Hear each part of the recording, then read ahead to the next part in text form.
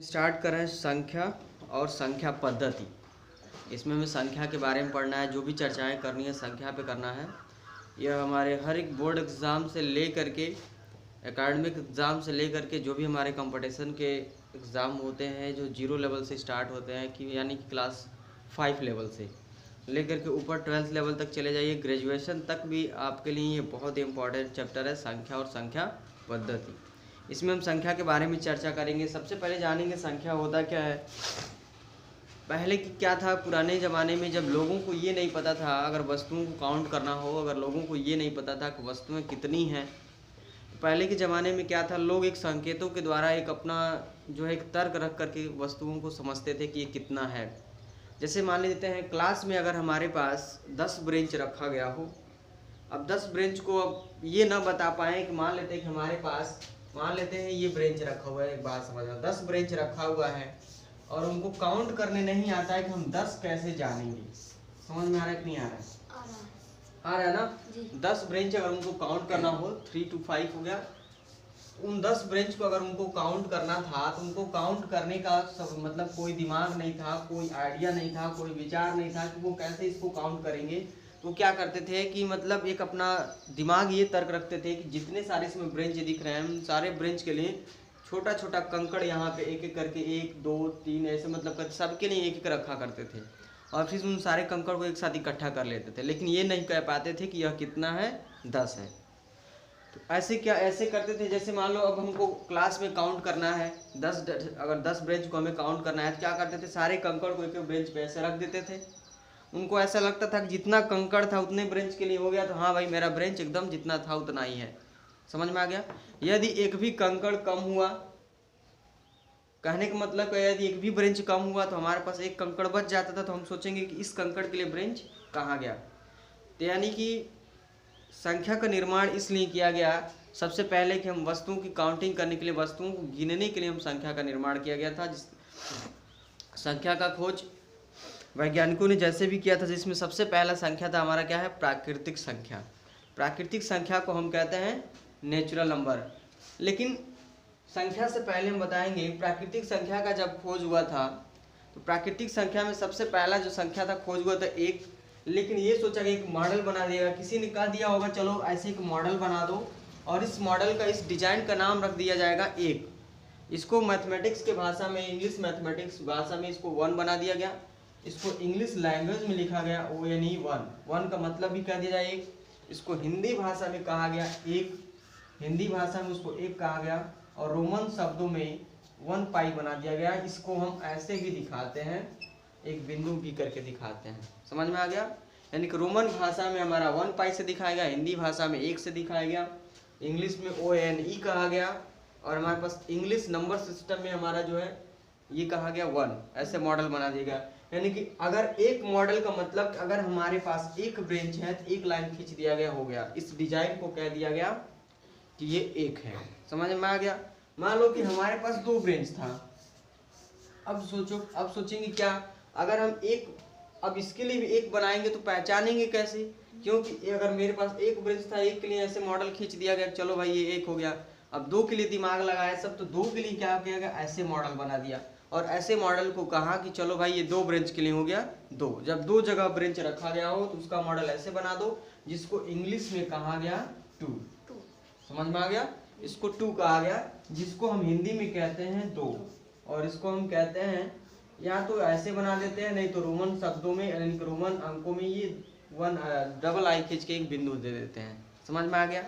यानी कि अगर इसमें से हमने 2 ब्रेंच लिया, ठीक उसी तरीके से अगर हम इसमें से क्या करते हैं 3 ब्रेंच ले लेते हैं, तो 3 ब्रेंच के लिए यदि हम मान लेते हैं कि 3 ब्रेंच यानी कि हम यहाँ पे रख देते हैं। अब सोचो इसके लिए मॉडल कैसे बनाया जाए। फिर उसने सोचा, फिर उसने क्या किया, फिर उसने मॉडल बना दिया ऐसे। इसको कहा, ये क्या लिखा गया है 3, इसको कह दिया गया कि ये क्या है 3 है और 3 को बताया गया कि ये क्या है भाई 3 है। समझ में आ गया। इसको कहा गया कि यह 3 है और 3 को ऐसे बता दिया गया कि ये मॉडल दे करके कहा गया कि अगर 3 बार हम आई बना देते हैं तो ये हमारा हो जाता है 3। यहाँ तक समझ में आ गया। ठीक उसी तरीके से एक मॉडल बनाया गया जिसको कहा गया 4। कुछ लोग ऐसे भी बनाते हैं, कुछ लोग 4 ऐसे भी बनाते हैं। समझ में आ गया। यानी कि 4। एक और कुछ लोग बड़े होते हैं जो बहुत फास्ट में होते हैं, तो वो 4 ऐसे बनाते हैं। समझ में आ गया? इस 4 का मतलब अगर 4 वस्तुएं हैं तो इस मॉडल को दे दिया गया 4, इसको हम कहते हैं 4। रोमन नंबर में आपको आई और भी से रिप्रेजेंट करते हैं। यहाँ तक क्लियर हुआ? ठीक उसी तरीके से मेरे पास 4 के बाद से 5 का मॉडल बनाया गया, 6 का मॉडल बनाया गया, 7 का मॉडल बनाया गया, फिर 8 का, फिर उसको से 9 का। बस कुल हमारे पास 9 डिजिट का खोज हुआ था। समझ में आ गया? अब उसके बाद से अब यही हुआ कि मान लो कि अगर हम हर एक संख्या मतलब कि हर एक क्वांटिटी के लिए अगर हम नंबर का डिजाइन करते चलें, संख्या का डिजाइन करते चलें, तो चूंकि यह याद करना बहुत कन्फ्यूज़न वाली चीज़ें हो जाएंगी। कैसे याद होगा, लोग भूलने लगेंगे, बच्चे भूलने लगेंगे। इस वजह से ये हुआ कि चलो यही 9 डिजिट रहेगा। और लास्ट में 9 खोज करने के बाद से लास्ट में 0 का खोज हुआ था। 0 के बिना मैथमेटिक्स अधूरा हो रहा था। अगर मान लो मेरे पास कुछ है ही नहीं तो हम उसको कैसे रिप्रेजेंट करेंगे? तो इस वजह से आप क्या हुआ, 0 का खोज हुआ। लास्ट में 9 नंबर के बाद 0 का खोज हुआ था, जिसकी खोज आर्यभट्ट ने किया था। लेकिन सबसे पहला अगर किसी संख्या का खोज हुआ तो वो क्या था? 1 था, उसके बाद 2 था, 3 था, 4 था, 5, 6, 7, 8, 9, लास्ट में अब 0 का खोज हुआ। अब फिर हुआ कि चलो अब क्या करना है, अब अगला संख्या बनाना होगा। तो फिर इसी में से यहाँ से फिर एक स्टार्ट करेंगे, उसके साथ 0 लगा देंगे, फिर इसी संख्या को दोहराते जाएंगे। समझ में आ गया? यानी 1 रख दिया, अब 1 के बाद से हमने क्या किया, 1 को रिपीट कर दिया। यहाँ तक क्लियर हुआ? फिर 1 के बाद हमने क्या किया, इस 2 को रिपीट कर दिया। फिर 1 के बाद हमने क्या किया, 3 को रिपीट कर दिया। फिर हमने क्या किया, 1 के बाद से 4 को रिपीट किया, 1 के बाद से 5 को रिपीट किया, 1 के बाद से 6 को रिपीट किया, 1 के बाद से 7 को रिपीट किया, 1 के बाद से 8 को रिपीट किया, 1 के बाद से 9। अब इसके बाद से 2 और 0 कंप्लीट। 9 के बाद से फिर हमारा क्या हो गया, 0 आ गया ना, 0 का खोज हुआ था। अब मान लो 1 के साथ तो रिपीट हो गया था, अब 2 के साथ रिपीट किया गया। अब 2 के साथ जब रिपीट किया गया था तो फिर यहाँ से लिखा गया था 2 के बाद से 1, इसको कहा गया 21 है। फिर 2 के बाद से यहाँ पे 2 को रिपीट किया गया, 2 के बाद से 3 को रिपीट किया, 2 के बाद से 4 को रिपीट किया, 2 के बाद से 5 को रिपीट किया गया। इस तरीके से संख्या को रिपीट करता गया।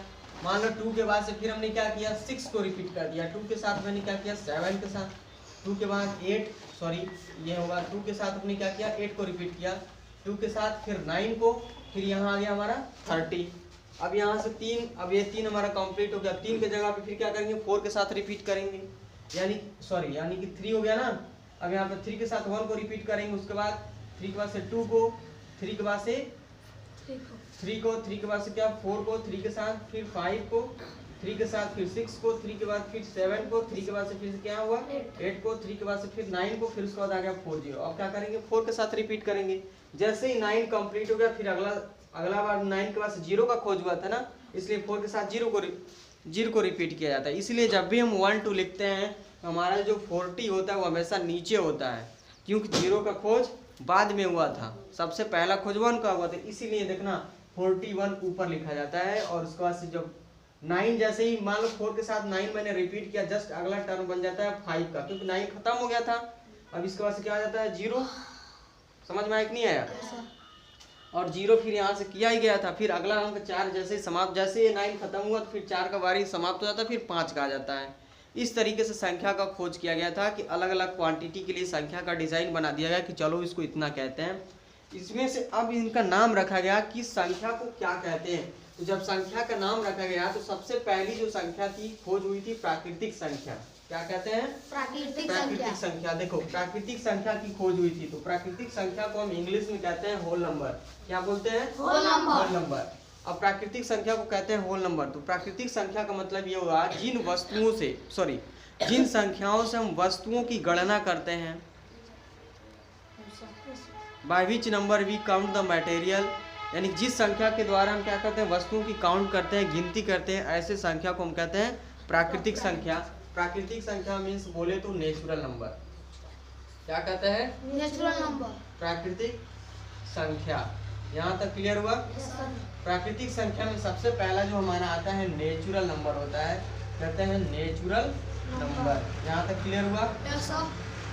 अब देखो प्राकृतिक संख्या मतलब वो नेचुरल नंबर, यानी कि जिन संख्याओं से वस्तुओं की गिनती करते हैं ऐसी संख्या को हम कहते हैं प्राकृतिक संख्या। समझ में आ गया? जो प्राकृतिक संख्या होती है, प्राकृतिक संख्या सबसे पहले 1 से स्टार्ट होती है। आ गया समझ में?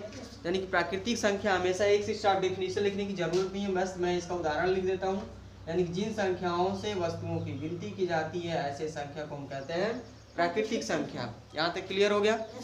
अब उसको ऐसे जैसे में हम लिखते हैं, यानी कि प्राकृतिक संख्या स्टार्ट कहाँ से होता है? प्राकृतिक संख्या हमारा एक से स्टार्ट होता है। एक से लिखते जाएंगे 2 3 4 5 6 7 8 9 10 11 12 13 14। मान लो ये तो दो अंक की प्राकृतिक संख्या थी ना। मान लो 2 अंकों की प्राकृतिक संख्या स्टार्ट हुआ। अब हमें क्या करना है? 3 अंकों की प्राकृतिक संख्या स्टार्ट करना है। 3 अंकों की देखना, जैसे ही 2 अंक में मान लो 99 होता है, 99 के आगे हम जैसे बढ़ते हैं तो हमारा 100 हो जाता है। यानी कि जैसे ही 100 होता है, समझना, तो 100 जैसे हुआ तो 3 अंक हुआ कि नहीं हुआ? अब यहाँ से आपको समझना है एक अंक की जो प्राकृतिक संख्या है वो कहाँ से कहाँ तक है? 1 से लेकर के 9 तक है। यहाँ तक क्लियर हुआ? एक अंक की सबसे छोटी प्राकृतिक संख्या 1 दिख रही है, एक अंक की सबसे बड़ी प्राकृतिक संख्या 9 दिख रही है। यहाँ तक क्लियर हुआ? अब 9 के जस्ट आगे 2 अंक स्टार्ट हो जा रहा है। अब 2 अंकों की सबसे छोटी प्राकृतिक संख्या 10 है। ये लिखते लिखते जाएंगे और कहाँ तक लिखेंगे? 91 मान लो मैंने लिखा, 91 92 93 94 95 96 97 98 9 उसके बाद हो जाता है 100। यानी कि 2 अंकों की जो संख्याएं हैं प्राकृतिक संख्या 10 से लेकर के 99 तक की संख्याएं हो रही हैं। समझ में आ गया? ऐसे भी कहा जाता है, यानी कि 2 अंकों की प्राकृतिक संख्याएं 9 और 100 के बीच में होती है। समझ में आ गया? 2 अंकों की प्राकृतिक संख्याएं 10 से शुरू होती है और 99 तक आके समाप्त हो जाती है। 2 अंकों की सबसे छोटी प्राकृतिक संख्या 10 है, 2 अंकों की सबसे बड़ी प्राकृतिक संख्या 99 है। समझ में आ गया? कोई दिक्कत? अब देखो ध्यान से, जितनी सारी बातें बता रहा हूँ आपको दिमाग में नोट करना है, सब नोट्स बना करके लिखना। उसके बाद अब हमारा 3 अंक का स्टार्ट होता है। जब 3 अंक की प्राकृतिक संख्या स्टार्ट होगी तो यहाँ से स्टार्ट होगा 101। समझ में आ गया? अब उसके बाद देखना है यहाँ पे जैसे ही 9 यहाँ पे ये रिपीट हुआ था ना, 9 में 1 अब जोड़ दिया गया, अब यहाँ पे हो गया 10। अब 10 के बाद से फिर 0 को रिपीट किया जा रहा है, अब 0 के बाद से फिर 1 को रिपीट किया जा रहा है, फिर उसके बाद से क्या 10 के साथ 2 को रिपीट किया जाएगा, यानी कि 102, जैसे कि इसमें जो कॉन्सेप्ट मैंने ऊपर बताया था। ठीक, अब सोच ले यहाँ से, अब एक इसके बाद क्या हुआ हमारा 102। अब इसके बाद स्टार्ट हो जाएगा हमारा 103, मान लो 104, 105, 106, 107, 108, 109, मान लो 10। ऐसे लिखते लिखते जाएंगे मान लो 991। यहाँ तक क्लियर हुआ? 991, 900 मेरा क्या हो जाएगा 92, 900, 93, 994, 996, सॉरी 95, 996, 997, 998, 999। अब उसके बाद मेरा स्टार्ट हो जाता है 1000। समझ में आ गया? अब देखो 3 अंकों की जो प्राकृतिक संख्या है, जो 3 अंकों की सबसे छोटी प्राकृतिक संख्या वह क्या है? 100 है। 3 अंकों की सबसे बड़ी प्राकृतिक संख्या क्या है? 999 है। यहाँ तक क्लियर हुआ? कोई दिक्कत? अब देखो, अब जितनी सारी प्राकृतिक संख्याएं, सभी प्राकृतिक संख्याओं को संख्या रेखा पर प्रदर्शित किया जा सकता है, प्रदर्शित किया जाता भी है। कभी कभी बुक में भी पूछता है, क्वेश्चन में पूछता है, क्वेश्चन पेपर में पूछता है, कॉम्पिटिटिव एग्जाम में पूछता है, एकेडमिक में पूछता है। यहाँ देखो, अब हमें पढ़ना है कि प्राकृतिक संख्या को संख्या रेखा पर कैसे प्रदर्शित करते हैं। प्राकृतिक संख्या को संख्या रेखा पर कैसे प्रदर्शित किया जाता है, यहाँ देखना। आपको ये पता होना चाहिए कि प्राकृतिक संख्या की शुरुआत कहाँ से होती है? 0 से होती, सॉरी 1 से होती है। 1 से होती है ना। जब क्या करेंगे, सबसे पहले एक संख्या रेखा बनाएंगे। संख्या रेखा को मान लो कोई नाम दे दिया, मान लो इसका नाम दे दिया XY, एक संख्या रेखा है। समझ में आ गया? इस पे हमने क्या किया, संख्या जब रेखा स्टार्ट करते हैं तो सबसे पहले कहाँ से स्टार्ट करेंगे? 1 से स्टार्ट करेंगे। समझ में आ गया? तो जब भी प्राकृतिक संख्या स्टार्ट करते हैं तो 1 से स्टार्ट करते हैं, क्योंकि प्राकृतिक संख्या की शुरुआत जो है 1 से होती है। मान लो हमने लिखा 1, उसके बाद लिखा 2, उसके बाद से लिखा 3, उसके बाद से लिखा 4, उसके बाद से लिखा मैंने 5, उसके बाद से लिखा 6, उसके बाद से लिखा 7, उसके बाद से लिखा 8। लिखा कि नहीं लिखा? मान लो 8 संख्या अगर प्रदर्शित करना हो तो बस हम 8 तक लिख देंगे। समझ में आया? लेकिन प्रत्येक संख्या के बीच का जो गैप बन रहा है, हमारा जो गैप होना चाहिए वो इक्वल डिस्टेंस पे होना चाहिए, एक बराबर होना चाहिए। समझ में आ गया? कोई दिक्कत, कोई प्रॉब्लम? एक लास्ट चीज जो मैं बताने जा रहा हूँ बहुत इंपॉर्टेंट है, देखना यहाँ पे प्राकृतिक संख्या को कैसे प्रदर्शित किया जाता है। जैसे मान लो ग्रुप ऑफ प्राकृतिक संख्या अगर मेरे पास दिया गया हो, अगर ग्रुप ऑफ प्राकृतिक संख्या दिया गया हो तो उसको हम कैपिटल एन से प्रदर्शित करेंगे। उन ग्रुप में से किसी एक प्राकृतिक संख्या की बात करें तो उसको हम स्मॉल एन से प्रदर्शित करेंगे। यहाँ देखना मतलब कि प्राकृतिक संख्या को प्रदर्शित कैसे किया जाता है। जैसे कि मान लो अगर हमारे पास कैपिटल एन करके लिखा गया है और ये मैंने कर्ली ब्रैकेट में लिख दिया, ऐसे ले लिया। मान लो कहने का मतलब कि एक निश्चित संख्या में प्राकृतिक संख्याओं को अगर एक ही साथ हमें प्रदर्शित करना हो तो उसको हम कैपिटल एन लेकर के ऐसे ब्रैकेट बना लेंगे। ऐसे यहाँ लिख देंगे 1 2 3 4 5 6 7 8। मान लो हमने 8 ही तक लिखा तो कर्ली ब्रैकेट में अगर एक साथ 8 प्राकृतिक संख्याओं को अगर हमको क्या करना था, प्रदर्शित करना था, ये बताना था कि ये सभी संख्याएं प्राकृतिक संख्याएं, तो कर्ली ब्रैकेट में क्लोज करके तुरंत इक्वल के साइन के यहाँ पे कैपिटल एन लगा देने से पता चल जाता है कि यानी कि कैपिटल एन का मतलब नेचुरल नंबर को हमेशा कैपिटल एन से, नेचुरल नंबर्स रहेगा तो कैपिटल एन, नेचुरल नंबर रहेगा तो स्मॉल एन। समझ में आ गया? मान लो हमने लिखा नेचुरल नंबर, मान लो हमने लिखा नेचुरल नंबर NUM, या जब नेचुरल नंबर होगा तो उसको स्मॉल एन से प्रदर्शित करेंगे। नेचुरल नंबर का मतलब एक प्राकृतिक संख्या। जब हम यहाँ लिख देंगे natural numbers NATURL, natural numbers लिखा जाएगा, यहाँ लिखना नेचुरल नंबर्स लिखा जाएगा तो इसको हम लगा देंगे कैपिटल एन। यहाँ तक क्लियर हुआ? मतलब एक से अधिक प्राकृतिक संख्याएं। ठीक उसी तरीके से यहाँ पे प्राकृतिक जो संख्या लिखा गया होगा, जब प्राकृतिक संख्या होगा तो उसको हम स्मॉल एन से लिखेंगे, जब प्राकृतिक संख्याएं होंगी तो उसको हम कैपिटल एन से लिखेंगे। लेकिन यहाँ पे मैंने यस लिखा है इसलिए यहाँ पे एन लगा दिया। कोई दिक्कत, इसको दिल से लेने की कोई जरूरत नहीं है, यहाँ समझिए।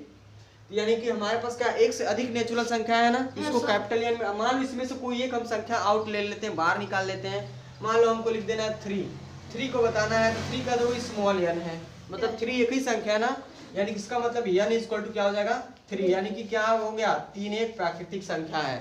समझ में आ गया? प्राकृतिक संख्या है, यानी कि अगर इसमें लगा हुआ है तो इसका मतलब क्या है, ये सभी संख्याएं प्राकृतिक हैं। समझ में आ गया? Group of natural numbers represented by capital N from the group if we take a single any natural number that should be punctuated by small n। आगे समझ में? यहाँ देखना, यानी कि हम यहाँ से इसको हम ये तक हमको समझ में आ गया। अब देखना, यानी कि ये भी कह सकते हैं यदि इस ग्रुप में से अगर हम किसी एक स्मॉल प्राकृतिक संख्या को लेते, कोई भी संख्या लेते हैं, छोटी हो चाहे बड़ी हो, उसको हम क्या करेंगे, a single natural numbers only represented by small N, group of natural numbers represented by capital N. आगे समझ में? In a definite numbers all the natural numbers should be represented by capital N. यहाँ तक clear हुआ? इस तरीके से प्राकृतिक संख्या हमने काउंट किया। अब देखो, एक मान लो हमारे पास एक बहुत ही इंपॉर्टेंट चीज़ है, जैसे कि मान लो हमारे पास कह रहा है कि लगातार n तक की प्राकृतिक संख्याओं के घनों का योगफल। कुछ हम प्राकृतिक संख्या पे हम दिए गए हैं, कुछ क्वेश्चंस कर लेते हैं, यहाँ समझना तब बहुत अच्छे से समझ में आ जाएगा।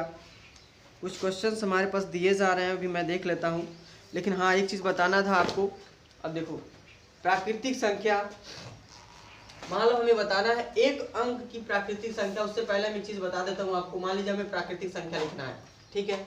मान लो हमें लिखना है एक अंक की प्राकृतिक संख्या, एक अंक की प्राकृतिक संख्या लगाना है, आपको लिखना है। अब एक अंक की सबसे, एक तरफ लिखेंगे सबसे बड़ी संख्या, एक तरफ लिखेंगे सबसे छोटी संख्या। मान लो हमें लिखना है सबसे बड़ी संख्या, मान लो लिखना था सबसे बड़ी संख्या, सबसे बड़ी संख्या। यहाँ तक क्लियर हुआ? मान लो एक अंक की सबसे बड़ी संख्या, ये क्या है, एक अंक की सबसे छोटी संख्या लिखना है। मान लो समझना, सबसे छोटी संख्या लिखना है हमें, सबसे छोटी संख्या। यहाँ तक क्लियर हुआ? अब देखो ध्यान से, अब एक अंक में मतलब कि एक ही अंक है ना, एक अंक का मतलब एक डिजिट होगा ना, एक डिजिट के लिए एक स्थान बनाया। एक अंक की जो संख्या होगी तो ये बस इकाई तक ही होगा, यानी एक अंक की सबसे प्राकृतिक संख्या में हम क्या करेंगे, एक बना देंगे। कोई दिक्कत? और एक अंक की सबसे बड़ी संख्या जो मैंने 1 से लेकर 9 तक काउंट किया तो उसमें दिखाया था सबसे बड़ी क्या हो रही थी, 9 हो रहा था, सॉरी उल्टा लिख दिया हूँ। एक अंक की सबसे बड़ी संख्या में 9 हो जाएगा और एक अंक की सबसे छोटी संख्या में 1 हो जाएगा। यहाँ तक क्लियर हुआ? अब देखो मान लो हमें लिखना है 2 अंक की, 2 अंक की संख्या बताना है हमको। 2 अंक की प्राकृतिक संख्या हम लिख रहे हैं ना। 2 अंक का मतलब कि 2 जगह हमें इकाई का स्थान होगा और एक दहाई का स्थान होगा। यानी कि 10 से स्टार्ट करे तो 99 तक लिख रहे थे, उसके बाद 100 हो जा रहा था। यानी 2 अंकों की सबसे बड़ी प्राकृतिक संख्या 99 होगी, 2 अंकों की सबसे छोटी प्राकृतिक संख्या क्या होगी? 10। यहाँ तक क्लियर हुआ?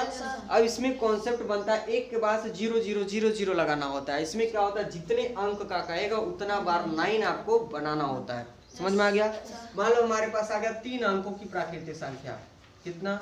3 अंक की प्राकृतिक संख्या अगर हमको लिखना है तो यहाँ लिख देंगे 1 2 3 999। 3 अंक की बड़ी संख्या, 3 अंक की बड़ी प्राकृतिक संख्या 999 है। 3 अंक की सबसे छोटी प्राकृतिक संख्या 100 है। एक बनाएंगे 2 0, 3 अंक का 3 उंगली का मतलब समझो 3 अंक। एक के पास एक लिख दो, बाकी जितना बचा उसके लिए 0। समझ में आ गया? अब मान लो हमको लिखना है 3 अंक के बाद से हमको लिखना है 4 अंक। क्या लिखना है?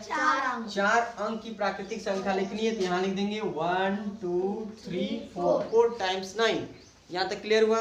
4 अंक की छोटी संख्या लिखना है 1 लिख करके 3 टाइम्स 0। यहाँ तक क्लियर हुआ? अब यहाँ से क्या करना है, 4 अंक की प्राकृतिक संख्या के बाद हमें यहाँ लिखना है 5 अंक। 5 अंक की प्राकृतिक संख्या अगर आपको बतानी है तो 5 अंक की प्राकृतिक संख्या क्या कर देंगे, 5 टाइम्स 9। अब 5 अंक की छोटी संख्या बताना है, सॉरी 5 टाइम 9 मैंने बता दिया। 5 अंक की छोटी संख्या बताना हो तो प्राकृतिक संख्या 10, छोटी प्राकृतिक संख्या एक बनाएंगे। 5 उंगली रखो, 5 उंगली रखो, एक उंगली के लिए 1, बाकी उंगली के लिए 0, 4 0 बना दो। 1 2 3 4, कंफर्म हुआ? यानी कि इस तरीके से बड़ी संख्या का कॉन्सेप्ट था और छोटी संख्या का कॉन्सेप्ट था in the respect of natural number, प्राकृतिक संख्या। अब देख रहे हैं यहाँ से 5 अंक हो गया। अब यहाँ से लिख देंगे 6 अंक। 6 अंक की प्राकृतिक संख्या क्या हो जाएगी, तो 6 अंक की प्राकृतिक संख्या में ले लो 99, सॉरी अब क्या 6 अंक हो रहा है ना, 1 2 3 4 5 6। अब जितने अंक हैं उतनी बार 9 बना दो बड़ी संख्या के लिए, यानी कि 1 2 3 4 5 6, यानी कि ये हो जाएगा 9,99,999। यहाँ तक क्लियर हुआ? ठीक उसी तरीके से हमें क्या करना है, 6 अंक की सबसे छोटी संख्या के लिए हम 6 बिंदी बना देंगे, 6 प्लेसेस बनाएंगे, 1 2 3 4 5 6। अब इसके लिए 1, बाकी के लिए 0 बना देंगे। ये हमारा कॉन्सेप्ट था बड़ा संख्या का और छोटा संख्या का। फिर अब यहाँ से लिखेंगे अब 7 अंक की हमें बताना है प्राकृतिक संख्या। देखना 7 अंक की प्राकृतिक संख्या में लेके चलेंगे तो 7 अंक की प्राकृतिक संख्या हमारा हो जाएगा 1 2 3 4 5 6 7, 1 2 3 4 5 6 7। यहाँ तक क्लियर हुआ? फिर इसके लिए क्या कर देंगे 1 2 3 4 5 6 7। यहाँ तक कंफर्म हुआ? यानी 1 2 3 4 5 6 7। यानी इस तरीके से हमने क्या किया, 7 अंक की जितने अंक का कहेगा अगर उतने अंक के लिए प्राकृतिक संख्या में बड़ी संख्या बनाना होगा तो उतने अंक के लिए उतनी 9 बना देंगे। समझ में आ गया? अगर छोटी संख्या कहेगा तो लास्ट वाले को मान के 1 और सबको क्या करेंगे 0 लगा देंगे। यहाँ तक कंफर्म हुआ? यानी कि ये हमारा था क्या था, बड़ी प्राकृतिक संख्या और छोटी प्राकृतिक संख्या। समझ में आ गया? अब अब देखना, अब इसमें प्राकृतिक संख्याओं का भी तुलना किया जाता है। प्राकृतिक संख्याओं का तुलना मैं एक बार समझा देता हूँ। यहाँ देखना, जैसे कि मान लो प्राकृतिक संख्या में ऐसे तुलना करना हो, जैसे मान लो बताना हो कि संख्या बड़ा है कि छोटा है, आपको जैसे ही पता है। जैसे मान लो मैंने लिखा 2 इज लेस देन, मान लो मैंने लिख लिया 3। समझ में आ गया? मतलब 2 क्या है, छोटा है। जिधर मुंह बंद होगा, ये जो साइन लगा हुआ इधर आके तीर बना है ना, मुंह बंद हुआ है, क्लोज है, तो इसका मतलब ये छोटा, यानी कि ये जो हमारा साइन होता है, ये वाला जो पोर्शन होता है छोटे की तरफ होता है, छोटे को प्रदर्शित करता है। और ये दोनों तरफ जो मुंह खुला हुआ है, यानी कि ये बड़े को प्रदर्शित करता है। आगे समझे? जो संख्या छोटा होगा उसके तरफ ये क्लोज वाला साइन लगेगा। समझ में आ गया? यानी कि इसको उल्टा, अगर मान लो संख्या हमारा इधर बड़ा हो तब ये साइन ऐसे हो जाएगा, यानी छोटा वाला इधर है, बड़ा वाला इधर है। दोनों संख्याएं बराबर हो तो यानी बराबर की साइन लग जाएंगी। समझ में आ गया? मान लो इसमें कहा कि 2 इज लेस देन 3, 2 छोटा है 3 से। मान लो हमने कहा 5 इज ग्रेटर देन, मान लो मैंने लिया 1, यहाँ तक क्लियर हुआ। मान लो हमने कहा 10 इज ग्रेटर देन, मान लो लिख लिया किसको 0 1, यहाँ तक कंफर्म हुआ है कि 10 क्या है, बड़ा है 1 से, इसको हम कहेंगे 1। समझ में आ गया? क्योंकि जब किसी प्राकृतिक संख्या के आगे 0 लग जाए और 0 के आगे कोई और संख्या ना हो, उस 0 का कोई मतलब नहीं होता है। देखो 0 एक ऐसी संख्या होती है जिसका कोई वैल्यू तो नहीं है, लेकिन अगर उस 0 का सही उपयोग कर दोगे या तो उसके वैल्यू को 10 गुना वो बढ़ा देगा, नहीं तो 10 गुना कम कर देगा। समझ में आ गया? जैसे कि मान लो हमने लिखा 1, मान लो 1 के साथ 0 का उपयोग किया तो ये तो हमारा 1 हो गया। जैसे इसको हमने इधर बन दिया तो क्या हो जाएगा, 10 बना नहीं बना, तुरंत ये 10 गुना बन गया ना। 1 क्या हो गया, 10 गुना हो गया। और यहाँ पे जैसे इस 0 को उठा के इधर कर दिया तो क्या हो गया, 10 गुना कम हो गया। हुआ कि नहीं हुआ? यानी किस तरीके से, यानी कि 0 का उपयोग बहुत सोच समझ के किया जाता है।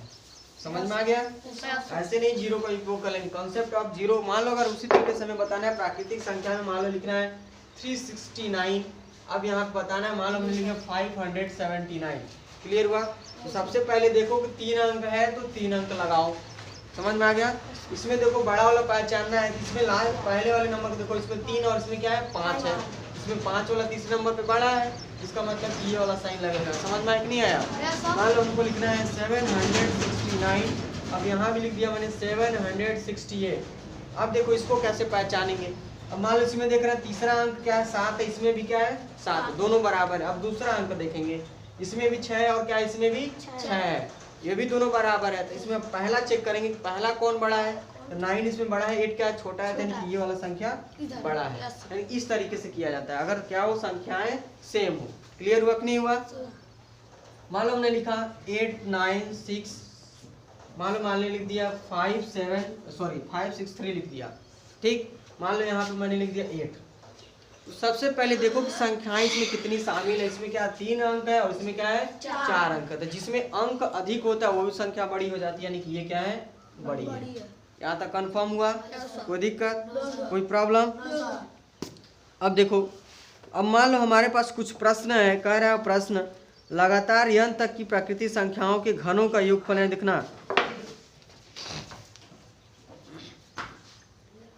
अब देखना विषम प्राकृतिक, यानी कि अब देखो यहाँ कुछ प्रश्न हमारे पास, कुछ प्रश्न हम यहाँ से हम आपको प्रश्न बताता हूँ, कुछ फार्मूले पे लेके चलते हैं हम लोग। यहाँ देखना प्राकृतिक संख्या के कॉन्सेप्ट में यहाँ लेके चलते हैं। तो प्राकृतिक संख्या के कॉन्सेप्ट में हमारा एक प्रश्न बनता है, सॉरी इससे पहले हम आपको एक फार्मूला बता देते हैं, उसका प्रश्न लगाते हैं। कह रहा है लगातार n तक की प्राकृतिक संख्याओं के वर्गों का योगफल, अगर मान लो हमारे पास कह रहा है लगातार n तक की मतलब किसी एक प्राकृतिक संख्या की बात किया है ना, इसलिए स्मॉल n लगाया। मैंने आपको पहले ही बता दिया कॉन्सेप्ट ऑफ प्राकृतिक संख्या में स्मॉल n, किसी एक प्राकृतिक संख्या को बताना होगा तो स्मॉल n, एक से अधिक प्राकृतिक संख्याओं को अगर एक साथ ग्रुप में बताना होगा, समूह बताना होगा तो कैपिटल N से प्रदर्शित करेंगे। यहाँ देखना, तो कह रहा है कि लगातार n तक की प्राकृतिक संख्याओं के n तक की प्राकृतिक संख्याओं के वर्गों का योगफल बताना हो। क्या बताना हो? वर्गों का योगफल। योगफल का जो हमारे पास फार्मूला बन जाता है, यहाँ देखना योगफल यानी कि इसमें जो हमारा फार्मूला लिखा जाएगा, ये जो हमारा फार्मूला होता है n इज मल्टीप्लाई बाई, यहाँ लिख देंगे n plus 1 is multiply by 2n plus 1 bracket में लिख देंगे, अपॉन लिख देंगे, हमारे पास हो जाता है 6। यहाँ तक क्लियर हुआ? यानी कि लगातार n तक की प्राकृतिक संख्याओं के वर्गों का योगफल एक बार और बताता है, n is multiply by n plus 1 in bracket, यहाँ लिखेंगे 2n प्लस 1 अपॉन क्या लिख देंगे हम 6। समझ में आ गया? वर्ग का मतलब समझ जाना। मान लो अगर हम एक बार वर्ग का कॉन्सेप्ट मैं समझा देता हूँ। वर्ग का जो हमारा कॉन्सेप्ट बनता है, जो वर्ग का हमारा कॉन्सेप्ट है वर्ग का, तो वर्ग का जो कॉन्सेप्ट बताएगा, जैसे मान लो हमारे पास क्या है 1 का स्क्वायर बताना होगा। 1 का वर्ग, 1 का वर्ग हमारा क्या होता है 1 ही होता है। मान लो हमने कहा 2 का वर्ग बताओ, 2 का वर्ग क्या हो जाएगा, तो 2 का वर्ग मतलब कि 2 गुणे 2 बराबर कितना हो जाएगा 4। यहाँ तक कंफर्म हुआ कि नहीं हुआ? यानी कि 2 का वर्ग क्या हो गया? 4। अब हमें बताना है 3 का वर्ग। तो 3 का वर्ग हमारे पास क्या हो जाएगा? 3 गुणे 3 कर देंगे, 3 3 कितना हुआ? 9।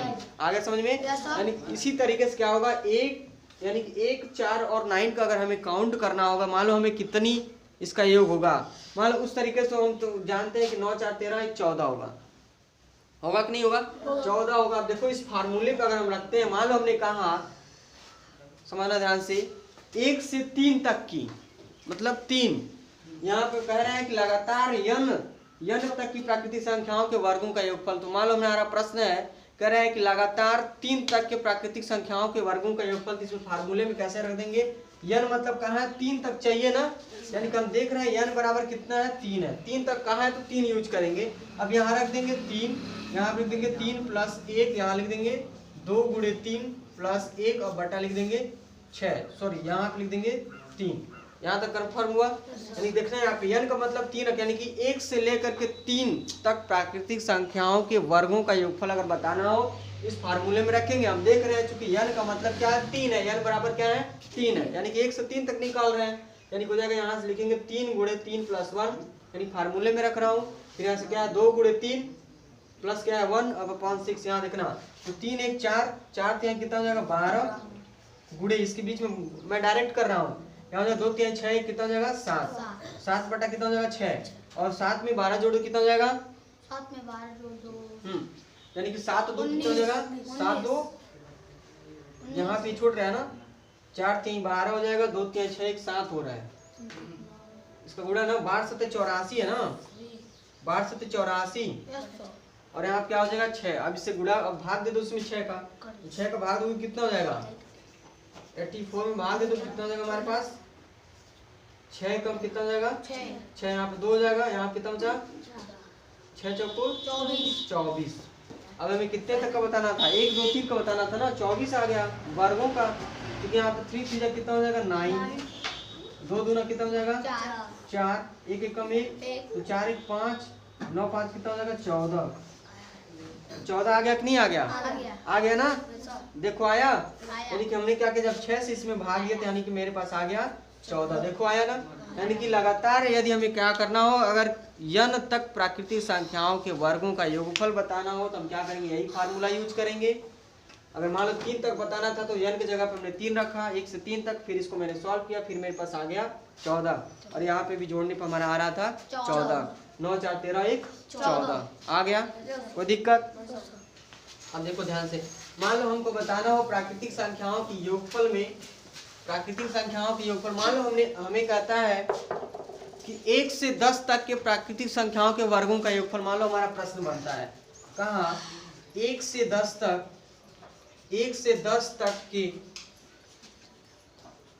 प्राकृतिक संख्याओं का ये वर्गों के योगफल, मान लो कहाँ प्राकृतिक संख्याओं के वर्गों का योगफल बताना है, संख्याओं के वर्गों का योगफल, यहाँ समझना ध्यान से, वर्गों का योगफल अगर हमें बताना है तो क्या करेंगे?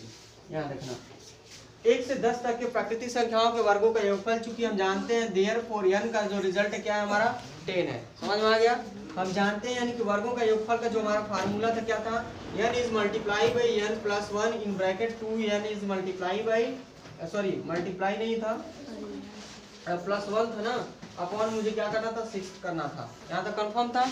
अब इसमें पुट कर दो, यही फार्मूला था हमारा, क्योंकि फार्मूला हमारा यही है। अब इस फार्मूले में पुट कर दो तो यानी कि हमारे पास हो जाएगा यहाँ पर 10 is multiply by 10 plus 1 is multiply by 2 is multiply by 10 plus कितना हो जाएगा? 1। यहाँ तक कंफर्म हो गया? अब देखना ध्यान से, अब इसको हम अपॉन क्या लिख देंगे? 6। यहाँ तक क्लियर हुआ? कोई दिक्कत? अब यहाँ देखो, अब हम 10 और 1 11 10 जब कर देंगे तो 110 इज मल्टीप्लाई बाई 10 टू 20 और 1 कितना हो जाएगा? 21 अपॉन कर दिया मैंने 6। क्लियर हुआ? अब क्या करोगे यहाँ से, अब 21 का 11 में गुणा करो, एक जीरो अपने आप लगा दो, यानी कि मान लो हमें करना था 21 गुणे क्या करना था? 11, क्योंकि हम 110 से गुणा कर रहे हैं ना, तो जीरो को मैं डायरेक्टली हटा दे रहा है, हो जाएगा हमारे पास 21 हो जाएगा, यहाँ हो जाएगा 21। कंफर्म हुआ? ये हो जाएगा 1 2 1 3 2 और 1 जीरो लगा दो, यानी कि हम क्या करेंगे? 110 से अगर 21 में गुणा करेंगे तो हमारे आएगा 23 10, और 23 10 में 6 से भाग देना है, यानी कि हमारा हो जाएगा 23 2310/6। अब 2306 में हम यहाँ क्या कर देंगे, भाग दे देते हैं। क्या लिखना, 2310 में हम भाग दे देते हैं 6 से। अब देखो 6 तिया कितना जाएगा, 6 तिया 18, क्योंकि 6 चौको 24, 2 अंक लेके डिवाइड कर रहा हूँ, तो 13 में से 8 जाए कितना बचेगा, 8 5 13 हो जाएगा, ये कट जाएगा। अब यहाँ आ गया 1। अब कितनी बार में डिवाइड करेंगे, 6 5 30, 6 6 36, 6 7 42, 6 8 48। 6 का टेबल यदि हम 8 बार पढ़ते हैं तो 48 आता है, 6 8 48। समझ में आ गया। अगर 6 का टेबल अगर 9 बार पढ़ेंगे तो 6 9 154 होगा। उससे बार में 8 ही बार में पढ़ो तो 6 8 कितना हो जाएगा, 48। 11 में 60 जाए कितना बचेगा, 3। 6 5 कितना हो जाएगा, 30। यानी कि हमारे पास कितना आ गया, 385। यानी कि इसका जो रिजल्ट आ रहा है 385 बार में कट रहा है, यानी कि हो जाएगा 385 हो जाएगा। यानी कि लगातार 10 तक के प्राकृतिक संख्याओं के वर्ग का अगर हमें योगफल बताना हो तो हमारे पास यही फार्मूला लगा के मैंने इसको सॉल्व कर दिया। कोई दिक्कत, कोई प्रॉब्लम, यहाँ तक कंफर्म हुआ। अब अगला